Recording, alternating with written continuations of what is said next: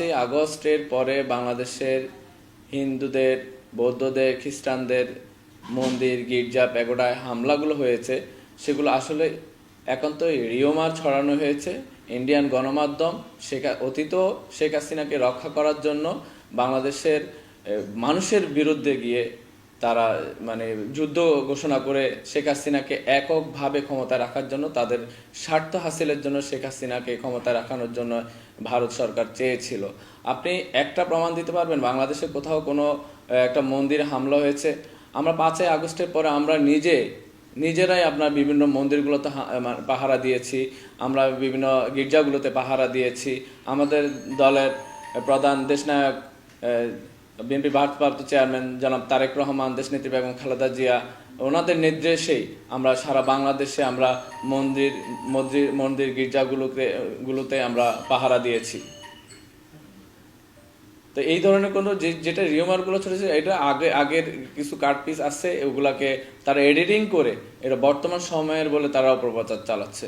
এগুলোতে এখনো পর্যন্ত কোনো একজন হিন্দু কমপ্লেন করেছে যে যে আমার মন্দিরে হামলা হয়েছে, আমি দেখেছি, এই ধরনের কোনো কেউ কিছু বলেছে? কেউ বলেনি।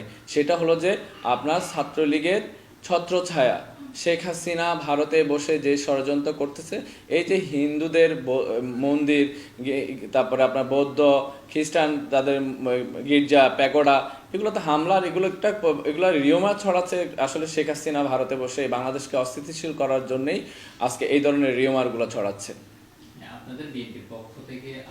পানি ছাড়ে তার আগে আপনার আগে থেকে ইনফরমেশন দিয়ে থাকে যে আমরা পানি ছাড়বো, তারপর আমাদের পানি ছাড়ার পরে আমরা আমাদের মতো করে আমাদের দেশের মানুষগুলোকে নিরাপদ জায়গায় সরিয়ে নেওয়ার জন্য আমরা সবসময় চেষ্টা করি, এবং চেষ্টা করা হয়েছে, তাতে ক্ষতিগ্রস্ত হয় না। কিন্তু শেখ হাসিনা কুচক্রী, শেখ হাসিনার ষড়যন্ত্রের অংশ হিসাবে সেই উইদাউট নোটিসে তারা ভারতের বাঁধগুলো ছেড়ে দিয়েছে, বাংলাদেশের মানুষকে হত্যার উদ্দেশ্যে সেটা ভারত সরকার করেছে বলে আমি মনে করি।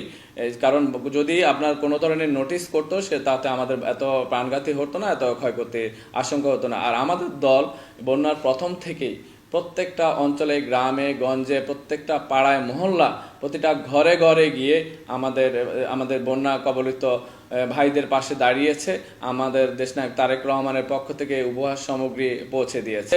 আন্দোলনের ফসল হয়তোবা আমরা 17 বছর কষ্ট করছি, শেখ হাসিনার রোষানলের মধ্যে ছিলাম, গুম খুম নির্যাতন এর মাধ্যমে আমরা থেকে আন্দোলন করেছি সামনে থেকে। এর মাঝে ছাত্রদের আন্দোলন নিয়ে এসেছে। তো ছাত্রদের আন্দোলনের শুধু ছাত্রদল, তারপরে ছাত্র শিবির, অন্যান্য ছাত্র সংগঠনগুলো সকলে মিলেই কিন্তু এই আন্দোলনের একত্রিত হয়ে এই স্বৈরাচার ফ্যাসিস্ট হাসিনাকে বিদায় করেছে। আর আমরা তাই এটা হলো যে আমাদের আন্দোলনের ফসল হিসাবে আজকে এই আপনার কি বলে এইটা একটা অন্তর্বর্তীকালীন সরকার গঠন হয়েছে। এই অন্তর্বর্তী সরকারের কাছে আমাদের প্রাপ্য হলো যে রাষ্ট্রকে সংস্কার করে দ্রুত একটা নির্বাচনের ব্যবস্থা করা, করে জনগণের দেশ, জনগণের বাংলাদেশ, জনগণের সিদ্ধান্ত নেবে বাংলাদেশের রাষ্ট্র পরিচালনা কারা করবে।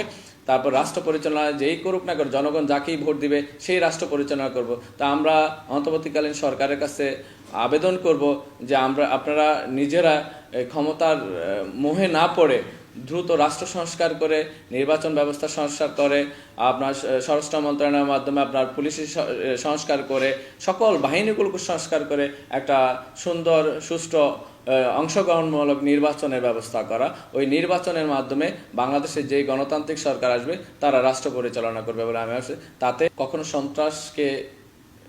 সন্ত্রাসীতে বিশ্বাসী না, কোনো সন্ত্রাসীকে আমাদের দলের ঠাঁইও নাই।